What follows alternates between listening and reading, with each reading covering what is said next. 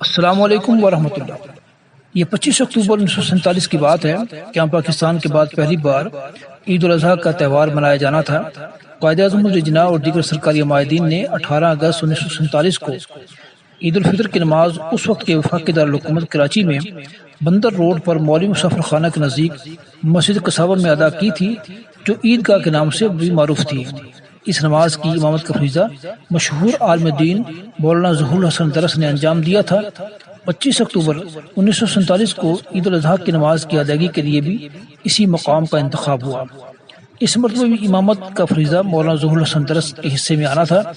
قائد اعظم کو نماز کے وقت سے مطلق کر دیا گیا، لیکن تمام لوگ اس وقت بڑے حیران ہوئے جب نماز کا وقت آ گیا مگر قائد اعظم جناح عیدگاہ نہیں پہنچ پائے۔ اعلیٰ حکام نے مولانا ظہور الحسن درس کو مطلع کیا کہ قائد اعظم راستے میں ہیں اور چند ہی لمحات میں عیدگاہ پہنچنے والے ہیں۔ انہوں نے مولانا سے درخواست کی کہ وہ نماز کی ادائیگی کچھ وقت کے لیے مؤخر کر دیں۔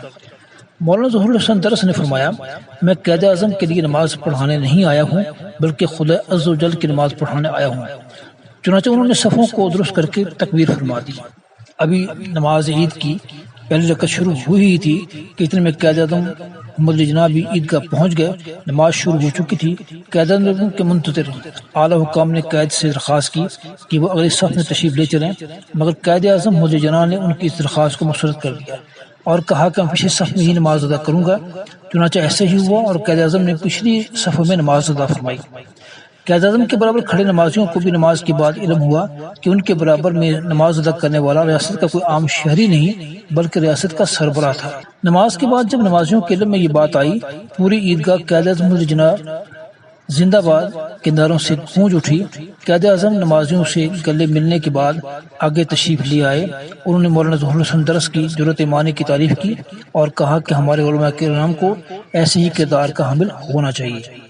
مولانا ظہور الحسن درس 9 فروری 1905 کو کراچی میں مولانا عبدالکریم درس کے ہاں پیدا ہوئے تھے۔ آپ 1940 سے 1947 تک آل انڈیا مسلم لیگ کونسل کے رکن اور اہم عہدوں پر فائز رہے۔ قائد اعظم آپ کو سندھ کا بہادر یار جنگ کہا کرتے تھے۔ مولانا ظہور الحسن درس نے 14 نومبر 1972 کو کراچی میں وفات پائی اور قبرستان مخدوم صاحب نزد دھوبی گھاٹ میں آسودہ خاک ہوئے۔ اللہ ان پر رحم فرمائے اور ان کی قبر کو تا حد نگاہ وسیع فرمائے، آمین۔ سامعین، اگر آپ کو ہمارا یہ مسئلہ اچھا لگا ہے تو صدقہ جاریہ کے لیے اسے آگے پہنچانا مت بھولیے۔